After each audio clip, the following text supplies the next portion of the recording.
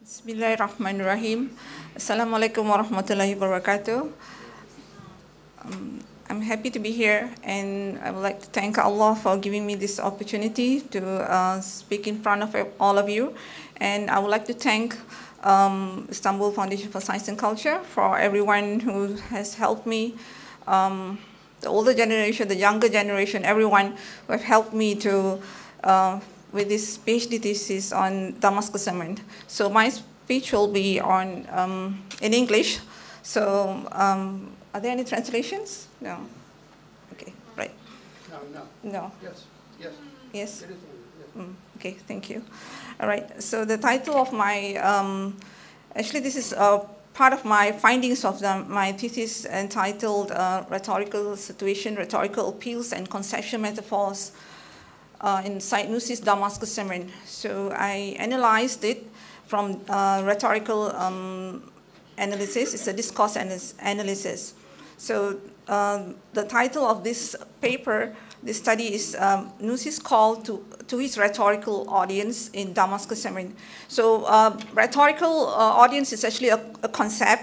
It's a concept that we all understand. It's a concept saying that it's a term, a rhetorical term, showing that they are a category of people who will listen to us, who we can appeal, who can understand what we are saying, and can be influenced in a good way, in a persuasive way, right? So the content of my speech here is, I break into a few topics here, a few sections here. Introduction, methodology, findings and discussions, and conclusion and reference. So for the introduction, so let me begin with the notion to consider audience in rhetorical situation. So when it comes to rhetorical situation is a situation where there is an urgency. There's something happened, and something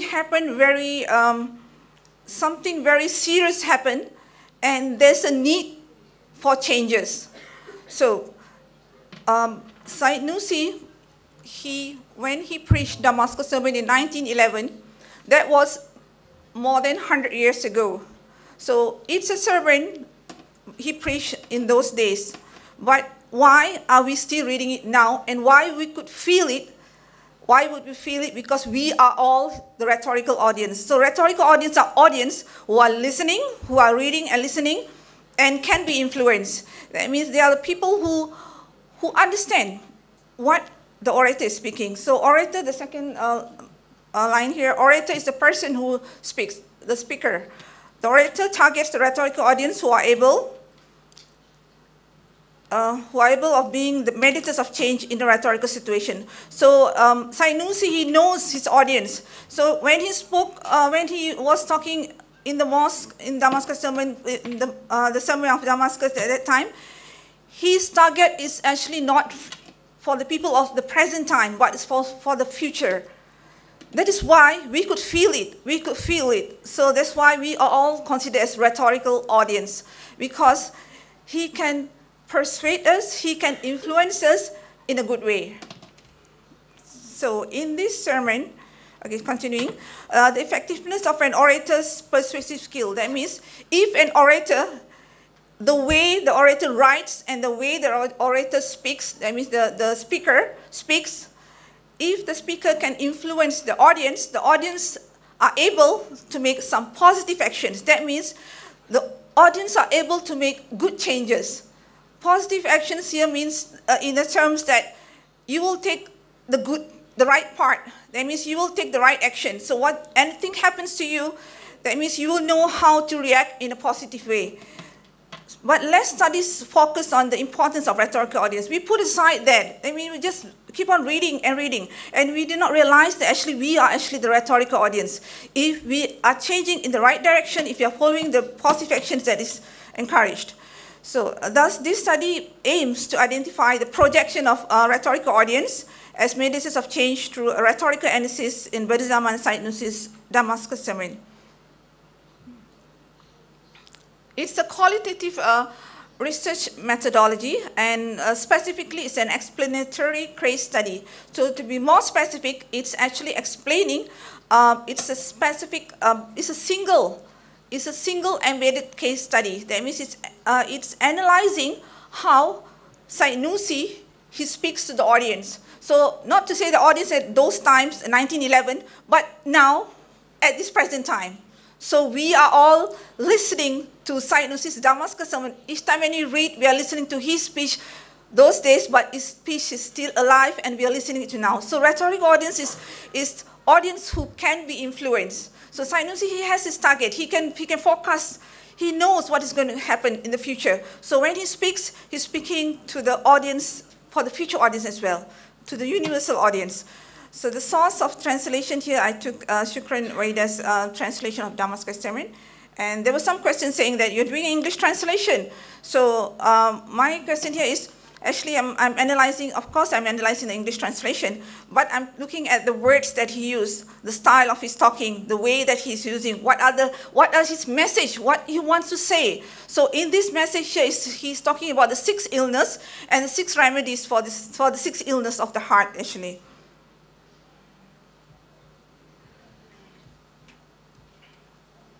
All right, so the findings here, the solutions for this rhetorical audience, Said Nursi, he talked about 6 words for the 6 dire sicknesses. So Said Nursi provides the solution by means of 6 words. When we say 6 words here, it's actually not all the words are directly stated. For example, the first word of hope. The rest is mostly implied. So he quotes also, do not despair of God's mercy. So the first quote that he quoted from the Quran is saying, do not despair of God's mercy. So this is actually the opening of the sermon, saying that he understands us. He knows what we are going through. So those days, 1911, they are going through a rhetorical situation. We are also going through a rhetorical situation now in a different way. But we are going through a very, very serious situation. We are always having conflict among ourselves. There's no peace. There's no love. There's so much of people thinking of themselves only. So whatever happened in 1911 is also happening now. So that's why when Said Nursi, he quotes the words, do not despair of God's mercy. He knows that we shouldn't put our expectations on people. We should put expectation on God's mercy, because Said Nursi said God's mercy is infinite. So if we put our expectation on people, they have limitation. But Allah's mercy is unlimited. And then he also utters about the Prophet saying, I came to perfect morality. So Said Nursi is actually talking about the Prophet's morality, that we need to show, we need to practice the examples of the Prophet Sallallahu Alaihi Wasallam. So, and I admire Said Nursi's personality, because he practiced the Quran and Sunnah. He practiced, his character is following the Quran and Sunnah, actually. So it's a Quran personality. So he was mentioning about the Prophet ﷺ, about perfect morality. And he expresses, one of the words that really touched me, he also expresses students of the Quran. So this is all his expression to the rhetorical audience, the present audience, the past audience, the present audience, and the future audience. So when he says students of the Quran, what comes into our mind? We are a lifelong student. That means because the Quran is alive, and we always in this life we are learning. So we are students. So we learn day by day, and nobody is perfect, and every day we are learning. So when Said Nursi says that we are students of the Quran, that means he's showing that we all need to be in a position that no matter how high is our position, no matter we are professors or doctors or whatever, we are still students of the Quran. So the first word that he mentioned was hope. So hope is a solution for distress, despair, and hopelessness. So from my PhD thesis, I gathered 6, I compiled the 6 sicknesses and the 6 remedies. So this is just, I pick on a few, I pick on just a few words here. So in order to know better, you have to read my thesis. So he calls to his audience to nurture strong hope of God's mercy, and to submit to the divine determining. So these are actually the positive actions. So he is asking us to take actions, to take actions. So when he says that nurture strong hope of God's mercy, because we just can't just hope in God, but we need to nurture. That means we need to develop in ourselves something. We need to establish something in our heart. We need to keep rooted in our heart hope in Allah. Otherwise, we will fall. So if you don't have this strong connection with Allah, if you don't nurture it, if you don't make actions to nurture it, we will fall. And he also said that we need to submit to divine determining. That means let Allah decide. Let Allah decide our life. Put our life in Allah's hands, not our hands. So he's actually showing that hope is not just hope, but hope is something that we need to nurture.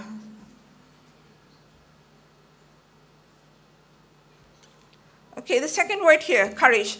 All right. It's actually an implied second word, because in the Damascus sermon it's just written second word. So when I analyzed it and came to know that the sickness is actually, the word courage is actually for the sickness of despair, because Sanusi said that despair is the most grievous sickness. Why does he say there's the most grievous sickness? Why did he say despair is the most grievous sickness? Because we keep on falling into despair continuously. Because as humans, despair is a psychological problem for most of us, because we are unable to face the situation, the rhetorical situation that's going on as the daily rhetorical situation, not only in our family, in our life situations also. So he calls his audience to practice the virtue of courage based on belief and perform their Islamic duties. So these are all positive actions. So he wants us to nurture, he wants us to preserve, he wants us to practice this courage there. So this just hope is not enough, but what he says that we need to be courageous. So it's not stated exactly directly there, but it was implied in the sermon.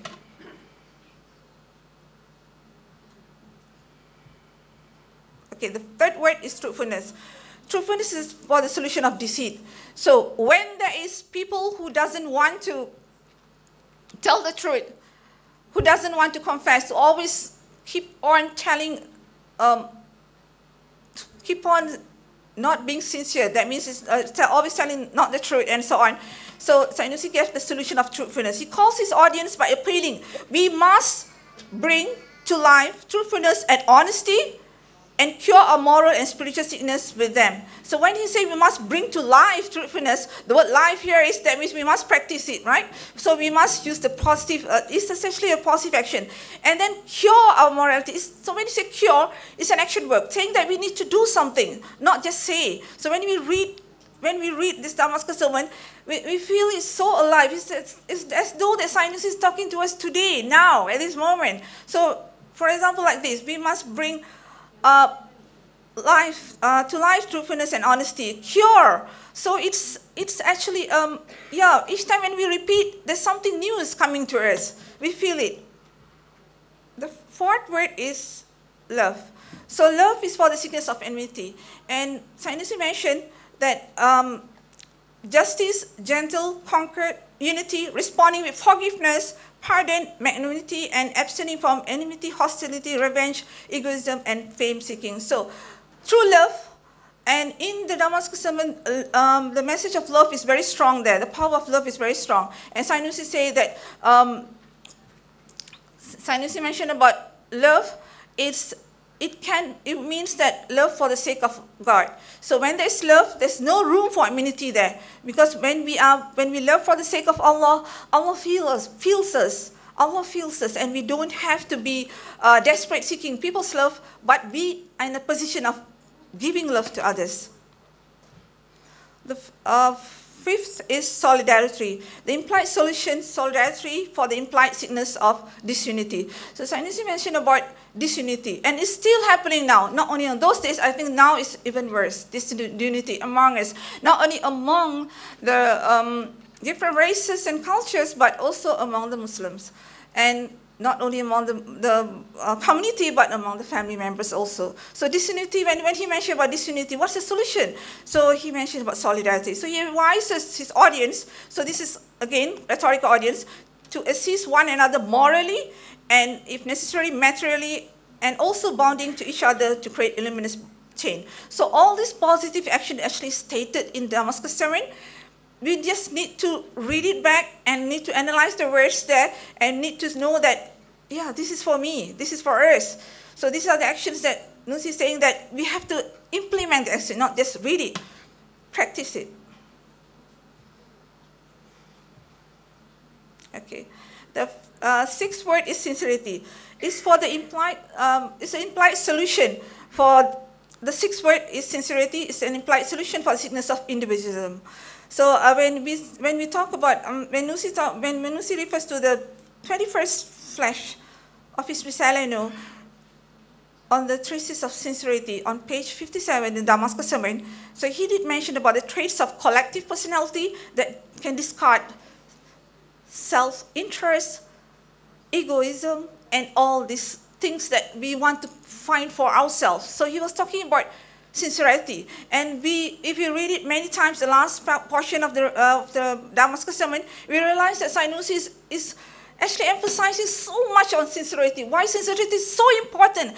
Because sincerity means something that can really change our lives. So when Nursi is talking to us about sincerity, so he's actually talking to us to implement sincerity, not just making it part of our life in every aspect in our life. So he calls to his audience to perform the sacred duty of serving belief and the Quran, work with all strength to gain, instill, and preserve sincerity, and avoid things that harm sincerity. So this is taken from the 21st flash on sincerity. So sincerity is something that he mentioned. So I was wondering, why did he mention that? So, the words are so powerful that when we mentioned that, so it really hits me, saying that why sincerity is so important. So now I understand that sincerity is really important, because out of sincerity, so many things can be healed, actually. So, and he did mention about, verily my reward is from Allah alone. So whatever that we are doing, we don't expect the reward from human. We expect from Allah. So our expectation we put on Allah, not on humans.